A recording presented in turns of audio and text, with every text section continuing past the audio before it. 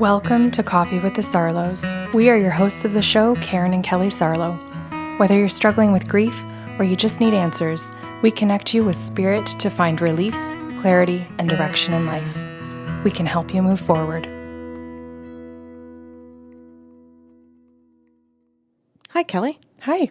Your coffee smells wildly delicious. Thank you. I assure you it's just bean water. Oh, yeah, I forget that you don't take what I would take in it, like the cream and sugar. It smells better than it tastes. Yeah. Okay. That makes me feel a lot better. Good. No FOMO. Right. Okay, I'm going to step right into a session that I had with this lady over Zoom. Now, I named her, what is Winston doing? I named her Banu. Okay. And, you know, Kelly, I can't even remember like what culture I found that in, but anyhow, I love the name. So anyway, I'm going to put her like maybe in her early 80s. And she says, look, I booked time with you. She says, I just want to connect to my mom. She says, could you talk to her? And I said, okay, give it my best shot. And as soon as I open up to the spirit guides, I see so many women standing in front of me. And I'm like, what? She just asked for her mother, not all her aunties. Who are all these people? And I started giggling because I thought, this is funny. And she says to me, what are you laughing at? And I said, there are a ton of women here. She goes, how many? Like, roughly, what are you talking? And I said, well, that's an odd question. I wasn't even expecting her to ask me like that kind of a question. And I said, I'm going to describe it this way. I see one woman standing over here and she looks really young. And she goes, yeah, okay. She goes, what else are you getting, Karen? I said, well, I see another woman. She stands over here, but she doesn't stand with that other woman. She stands at the opposite end. She goes, yeah, okay. She says, I think I kind of have an idea of what's going on. I said, and then there's a group of women in between. And I said, they all stand together and they look freaking miserable. And she goes, I think I know what's going on. She says, can you ask the guides for a little bit more? And I said, yeah. I said, give me a minute. So the spirit guides end up telling me that the woman that I see to my left is her birth mother. But that's not the mother that she wants. And I said, wait a minute. Is that not who she's asked me to channel? And they went, no. And I said, well, then what is she doing here? Well, we're just trying to show you that she's got a whole bunch of mothers. Mm-hmm. And that the very first mom is her biological mother. But her biological mother died in an accident when she was like really young, like just babyish. So she doesn't know her and she's actually not looking to connect to her today. Oh my goodness. I said, okay, what the heck is with the group of women in front of me? And the guide said, oh, those are all of her foster mothers. And I'm like, oh my word. Because like there's quite a large group of women. And you specifically said they look miserable. Yes. And they did. So I got to come back to that in a minute. But just to sort of go over this as it occurred for me. Then I go to the one woman standing after, like on the far right side, and I pick up this woman's energy and oh my God, Kelly, this woman is like commanding. She's calm. She's loving. She's just beautiful to me. And she says, I'm the mom, that woman, that she's looking for. And she says, but she's kind of looking like, even though she wants me, we need to talk a little bit about the story of her life kind of a thing and just say that we're all here. And I'm like, okay. So did this mom, and I'm going to call her mom, and I'm going to call her biological mother. Mm-hmm. And then I'm going to refer to the foster women as the foster moms. So I'm going to be very explicit about or specific about what I say. So this beautiful woman that ends up raising her gets her when she's in her teenage years, when tons of the damage from the bulk, the foster moms, is done. And this gorgeous woman talks about how she raises her. So we'll get to that in a minute. I go to the foster moms and I go, okay, what did you guys show up for? And they're like, well, we know that she's looking for this other mother for the bulk of the session, but we came through and we want to know if we can apologize. We want to know if we can come and say that we did our work and that we're present for this. And I said, wait, are you all dead? I need to know. And I said, just to give her a validation of something. And they said, no, we're not all dead. Some of us are. And I said, would she know that some of you are dead and some of you are not? And that group of foster moms said, well, she would know it generally speaking, but she won't know it specifically speaking. So I offered all of this to Banu, and she went, holy geez, Karen. She went, that's correct what they're saying about knowing that, some have passed, some have not. She says, I do know a little bit about that, but I have not stayed in touch with all of them because once I left, I didn't want to have anything to do with them. So I said, well, did you want to hear the apology? And she said, it's not what I called for, but she says, I think I do. And she says, can we take a few minutes to go ahead and do that? Could I give you 15 minutes of my hour booking to talk to them? And I said, yeah. She says, and I'm fine if they want to come as a group and speak as a group. She says, you don't have to try and identify and get validations. She said, I don't think we're going to have the time to do that. So she says, could you just say the group messages? And I said, yeah. I said, I can do that. So one of the group messages that came through from the foster moms was that at least one. So I'm just going to say at least one because I don't know if it was more than one. Oh, wait a minute. This one message, it was more than one. Sorry, Kel. Was that some of them parented from a space of a religion. And so they were following some religious beliefs, but it did not make them healthy parents. And that was their comment, not my opinion. That was their comment to her. And when I asked a little bit more about that, some of them said, well, yeah, like the way that we lived in our religion was by some cliches where I can't remember how the cliches go properly though, Kelly, but it had to do with that you disciplined the children and that you punished them and that, and I mean punished, I mean physical punishings, I mean spankings, I mean being hit with something, like that kind of thing. I don't mean sitting there punishing by taking away. There's punishment and consequences, and they're two different things. Yes. And the punishment was to inflict suffering. And and that was their attempt to sort of like, you have to listen to me. So it was always about asserting control. And it wasn't even necessarily that the control that they wanted was ever healthy control.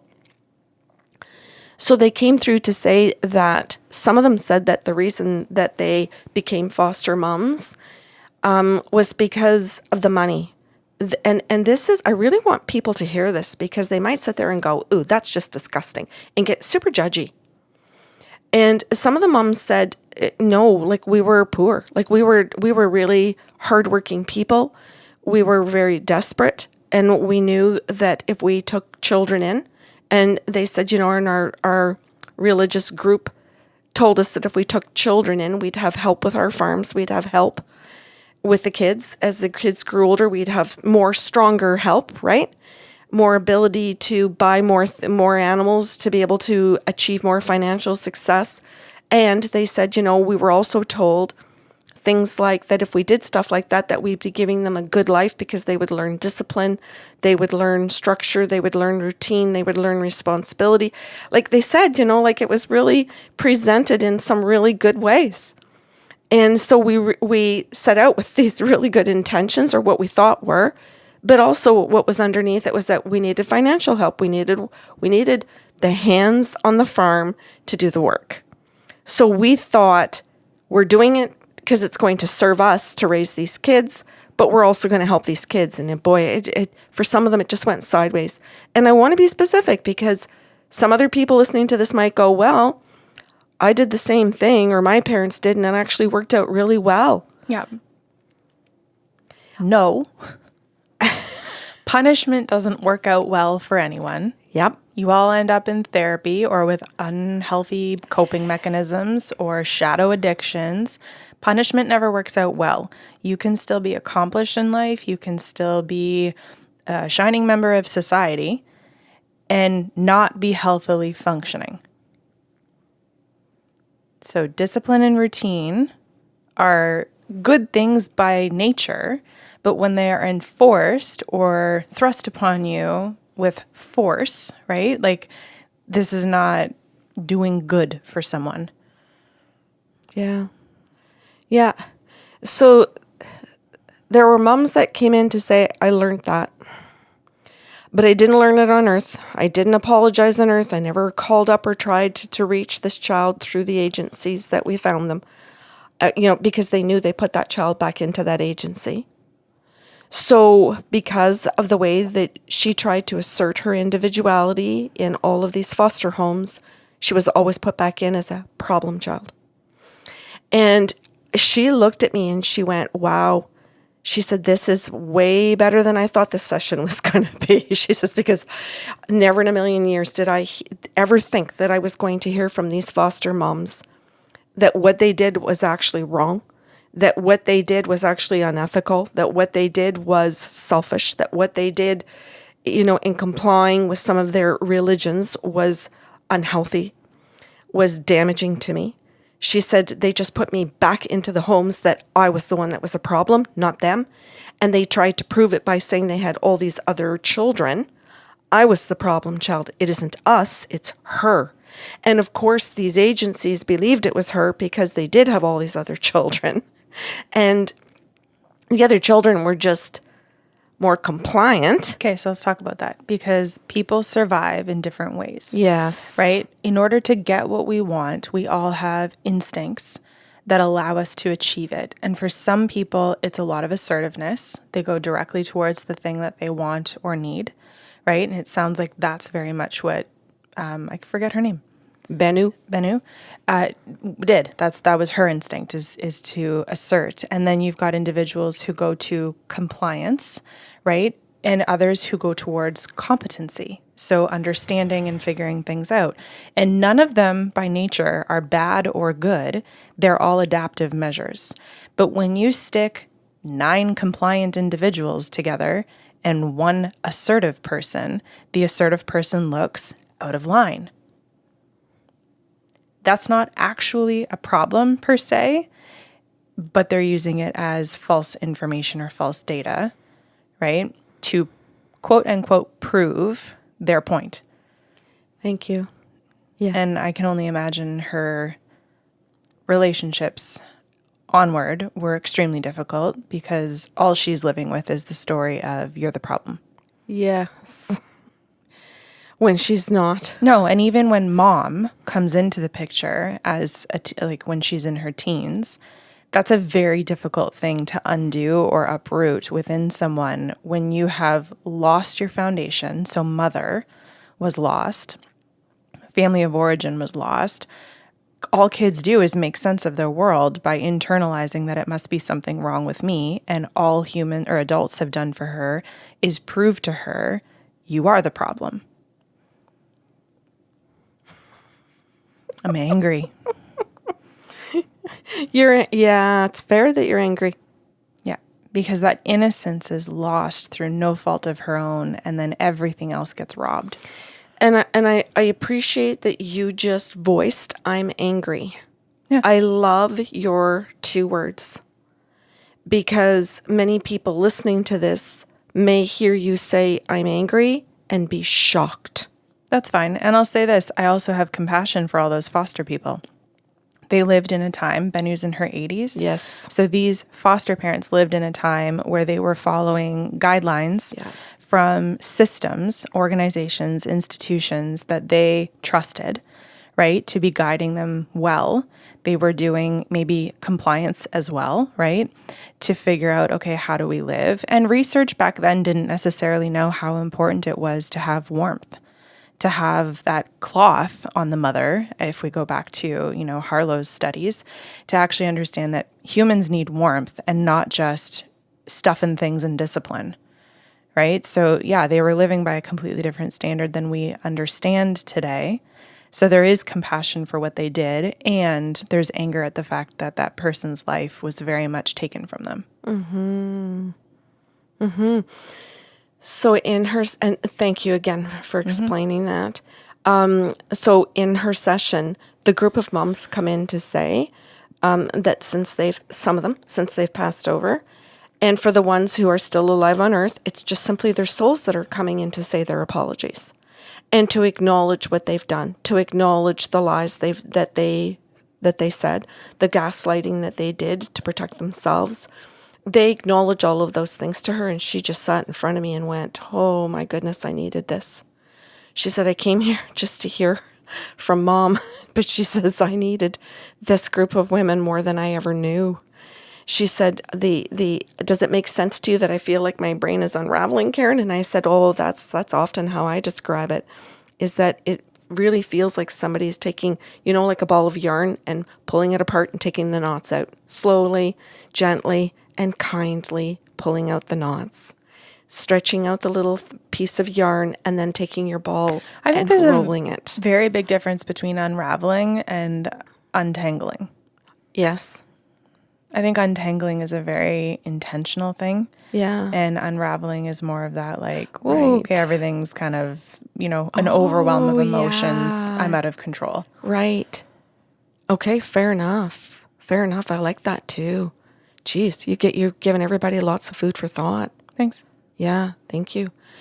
Then, so the women spoke to her, and I would say she kept it pretty much to her 15 minutes around group speak, as opposed to one coming out and saying, I did this to you.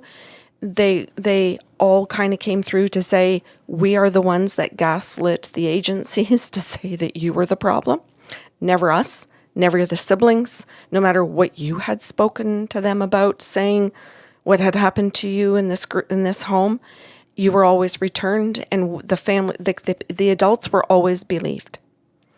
So then that was the end of that, and then Mom comes through. And she says, okay, she's all excited. She doesn't want to hear from my mom. And I said, oh my goodness, I'm excited to hear from your mom. I'd like to know what happens here. And I speak to her mom, and she says to me, she says, I'm not in any religions. She said, I was raised in them though. She says, I was absolutely raised in religion.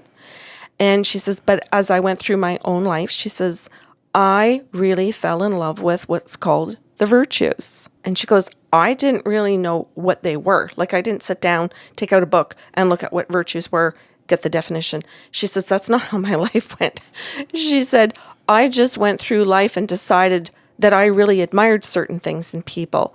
And I always was trying to figure out what I admired. So if somebody was really honest, even if it got them in trouble, I decided, I really like that honest person because at least they don't have to lie.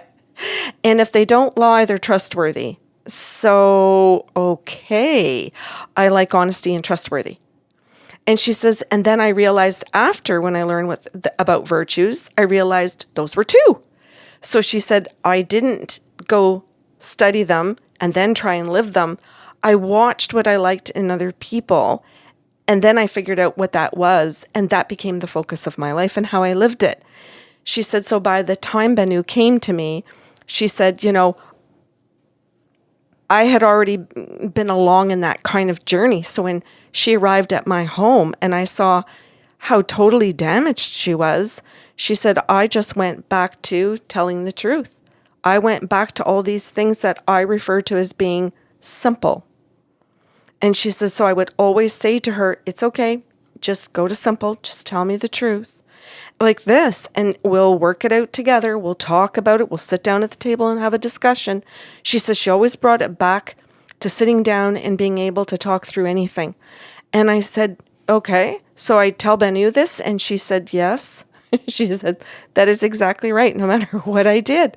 She goes, when I first got there, let me tell you, I did a lot of things. She said, I was trying to get some attention. There was stuff that, where I was fighting things, and I expected her to be hurtful towards me, so I didn't trust her, so I would go behind her back and do something, and then she would catch me, and she would say, you don't need to do this here. And I didn't believe her, of course. Mm-hmm. She goes, why would I ever have believed her? And she said, and it's okay. I understand that you can't believe me. She said, I understand it's going to take time and consistency in the way that there are consequences for something, not punishments. That there are consequences here. And we'll sit down and we'll talk about what those are going to be.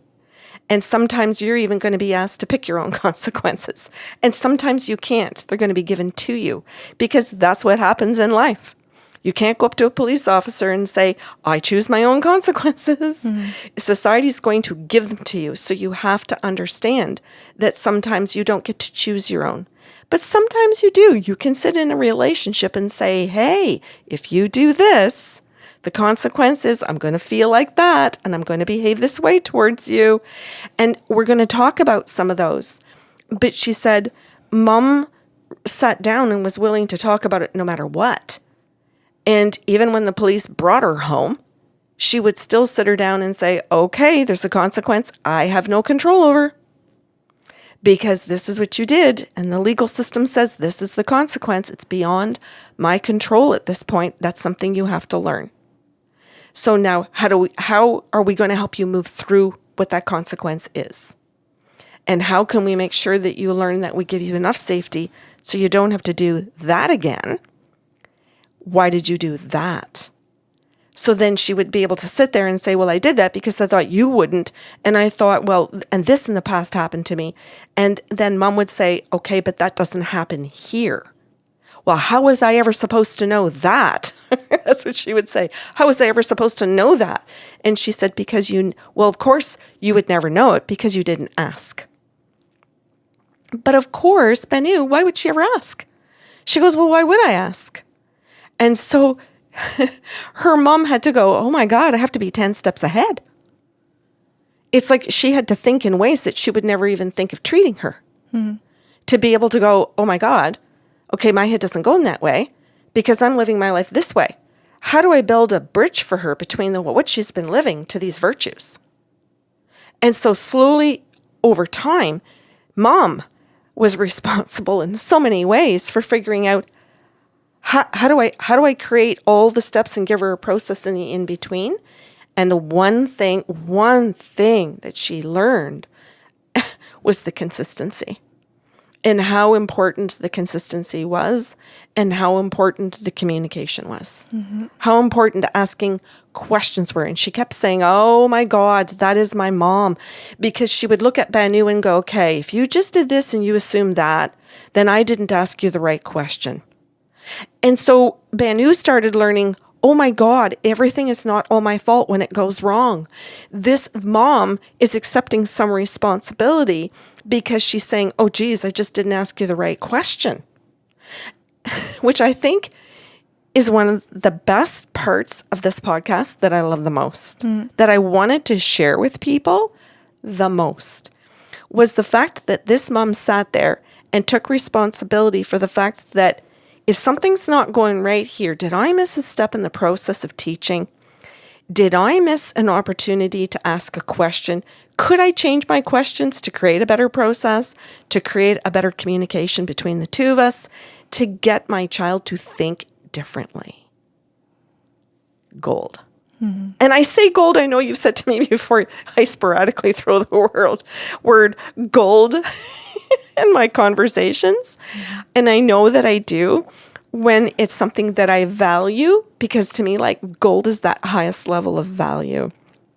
So I love the fact that Banu's mom was willing to look at the way that she had been parenting in the past with her foster children. And you know what, Kelly? I don't even know if she had children of her own. I don't think that ever came up at all. But I know that there were other children in that home environment. And how much she was willing to look at, I'm not just a perfect person the way that I am. There's some what level of responsibility lies on my shoulders as a parent? And how can I change something in order to bridge the communication and teach in a better way? And Banu says to me, yep, that's my mother. You nailed her. Mom. Sorry, Kelly. Yes, that's my mom. You nailed her. Mm-hmm. And she says, that's what I came for. I just came here to sit with her again. She says, is it weird that I just want to come and sit with her? Oh, God, no. And I said, Exactly. And I said, well, why would you ever think that when she was the only mother figure out of all these women, and not faulting a mother who died, and the foster mothers who may have never known better, followed instructions, like you said earlier, followed what they thought were the proper authorities that should guide them in healthier ways that did not. And then the mom who was showing up to say, I'm not going to be involved in those systems. I'm going to go to qualities and the behaviors and the thought patterns that are healthy. That will be my choice. And so I said, well, wait a minute. I said, did your mom actually believe in God? And she goes, oh, ask her like this. And I said, did you actually believe in a God then? And she goes, well, Karen, she says, I wouldn't have called it a God, but other people would, because it's the same thing. We would have the same language around God. I would say that I believed in the virtues. I believed in a being or an energy, a parent figure. You could call it a number of things, a higher source. You could call it all kinds of things. But I didn't necessarily say that it was a God. So my terms could be loosey-goosey, and she knows that. Because I would say to her, it doesn't matter if you call God Buddha, or if you call God, Jesus, or you call him God, or you say it's Mary, or you say, like, that's not the most important thing is the name. It's what it is. And from what it is, how are you actually living a life? And is it one that is healthy?